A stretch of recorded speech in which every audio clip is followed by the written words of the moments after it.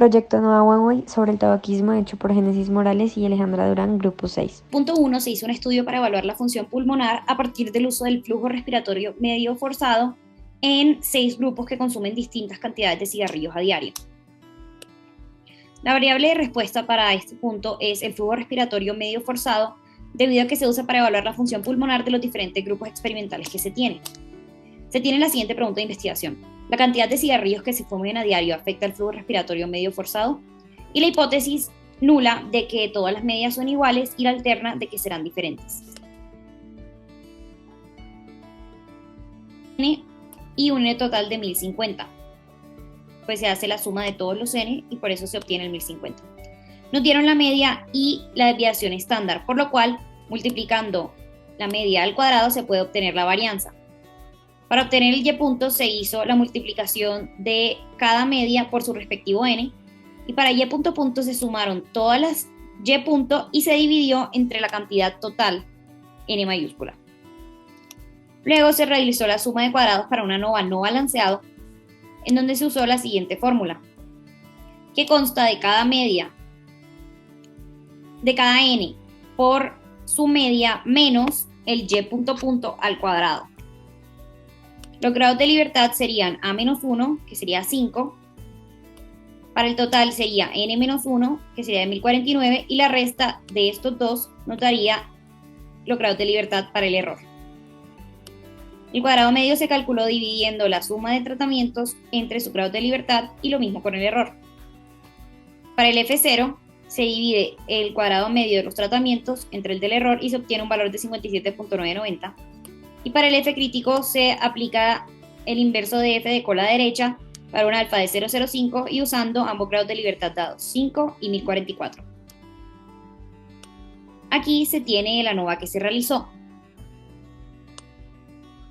Y aquí se tiene el TUCI, en donde se encontró que la mayoría de los resultados son significativos.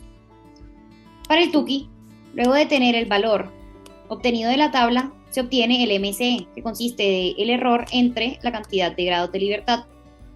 Se obtiene la raíz de 2 y se hicieron dos TUCIs, uno para la media comparada de 200 con 200 y otro de 200 con 50.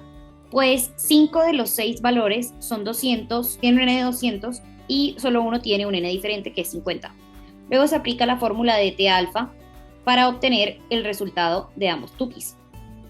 Se obtiene 0.227 y 0.359. Luego se prosigue a hacer la comparación de medias comparando entre la media 1 con la media 2, la media 1 con la 3 y así sucesivamente, haciendo simplemente la resta de la media. Así se obtiene que es significativo o no significativo cuando la media es mayor que el T alfa.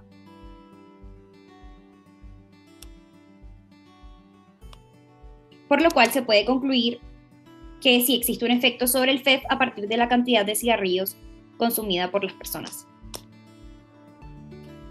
Finalmente, se puede concluir que la cantidad de cigarrillos consumidos sí afecta el FEF, pues se rechaza la hipótesis nula usando el F0 y el F crítico. Como el F0 es mayor que el F crítico, se rechaza y significa que sí hay diferencia entre medias. Punto 2. Para este punto se presentan los datos de personas no fumadores, fumadores pasivos, personas que fuman de 1 a 10 cigarrillos diarios, personas que fuman de 11 a 39 cigarrillos diarios y personas que fuman más de 40 cigarrillos diarios. Y se pide que se realice un análisis de varianza para este set de datos. Para este primer punto se debe realizar una tabla ANOVA con una significancia de 0.05, la cual se realiza mediante R. A continuación se muestra el procedimiento. Para el punto 2 se cargó la tabla presentada en un archivo CSV para que fuera leída por R. Lo primero que se hizo fue cargar el archivo mediante la ubicación y seguidamente se realizó la ANOVA, obteniendo como resultado este p-value para una significancia de 0.05. Mediante esta tabla ANOVA se puede concluir que sí existe una diferencia entre las medias, puesto que el p-value es menor a la significancia, debido a que el primero mencionado es 0.0012 y la significancia es de 0.05. Esto significa que se rechaza la hipótesis nula. En este punto se pidió realizar un análisis detallado de los supuestos del diseño experimental, los cuales son independencia de los datos, varianza constante y distribución normal. En el punto B se obtuvieron los residuos del ANOVA realizado y se empezó a determinar los supuestos. El primero es el supuesto de distribución normal. Para esto se realizó un histograma de los residuos y también se graficó la densidad para saber si tenía una forma de campana.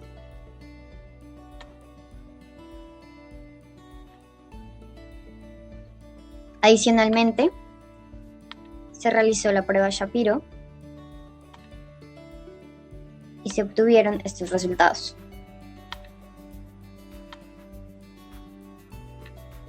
Para determinar el supuesto de independencia, se realizó un vector con los residuos y otro vector con el orden de los residuos y se graficó. Se obtuvo esta gráfica. Por último, para el supuesto de varianza constante, se obtuvo los ajustes, que son la resta entre el dato obtenido y el residuo del dato obtenido, y se graficó versus los residuos y se obtuvo esta gráfica. Finalmente, para el último supuesto, que es el supuesto de distribución normal, se obtiene la gráfica del histograma de los residuos, también se obtiene la densidad de los residuos, que da un resultado de forma de campana, y se obtiene el test Shapiro con un p-value de 0.87, el cual es mayor a la significancia, que es de 0.05. Con estos tres factores en cuenta, se puede determinar que sí se presenta una distribución normal. Para el punto C se pidió presentar estadísticamente si hay grupos con un flujo forzado respiratorio igual o diferente y cuáles sean, y para esto se desarrolló una prueba Tukey. Se obtuvieron estos datos y se obtuvo esta gráfica. En la prueba Tukey se encontraron tres diferencias significativas para las personas que fuman más de 40 cigarrillos diarios, la primera con las que fuman 11 a 39, la segunda con los fumadores pasivos y la tercera con los no fumadores. Para el punto D se sacaron las medias de cada uno de los grupos y la media total. Se realizó la sumatoria de los cuadrados de la resta entre esas dos medias y posteriormente se hizo la división de ese dato entre el número de grupos por la diferencia que se espera obtener, el cuadrado. Luego se determinó un n de 25, se hicieron los cálculos y se quería una potencia de 95% y se obtuvo pues que con el N25 era mayor al 99%, por lo tanto sí fue suficiente esta cantidad de datos. Para el punto 3 se realizó un estudio a 8 personas para comprobar la efectividad de un ansiolítico sobre la cantidad de cigarrillos que consumen al día. Entonces se evaluó el tratamiento antes del ansiolítico y después del ansiolítico. Primero se tiene la hipótesis nula de que las medidas son iguales y la alterna de que son diferentes. Para el estadístico de prueba se usó la t-pareada y se obtuvo un valor crítico de 2.365 y p-value de 0.412. El primer cálculo realizado fue el estadístico de prueba, para el que necesitábamos sacar d barra y SD. Para hacer el cálculo del estadístico, primero se debió encontrar la diferencia entre el efecto antes y después del ansiolítico, haciendo una simple resta entre estos. Asimismo, debió evaluarse el cuadrado de dicha diferencia y obtener la sumatoria respectiva para las diferencias y para las diferencias al cuadrado, pues sería importante para el cálculo de d barra y SD. Para el cálculo del d barra tenemos la sumatoria de las diferencias entre el n, que son 8. Y para el SD tenemos una fórmula más larga en donde se involucra dicho d barra y la sumatoria al cuadrado y el n, que esta vez será 7 porque hay grados menos 1. Para el estadístico tenemos que es d barra sobre SD y la raíz del n, que es 8. El estadístico de prueba obtenido fue de 0.231. En el valor crítico se debe hacer una prueba de 2 colas con el alfa de 0.05 y n-1 grados de libertad, que sería 7. Para el valor crítico se obtuvo un valor crítico de 2.365, el cual indica que no existe una diferencia estadísticamente significativa entre el antes y el después de consumir el ansiolítico, debido a que el valor crítico encontrado es mayor al valor del estadístico. Para el p-value se hace la distribución t de cola derecha usando el estadístico y grados de libertad -1. Y para el p-value se obtuvo que es de 0.412. Para calcular el intervalo de confianza para el 95% de la media, se tiene en cuenta que se tiene un alfa de 0.05 y se debe buscar en la tabla T-Student para alfa medios, que sería 0.025 y 7 grados de libertad. Para eso se analiza la tabla y se obtiene que el valor es de 2.365.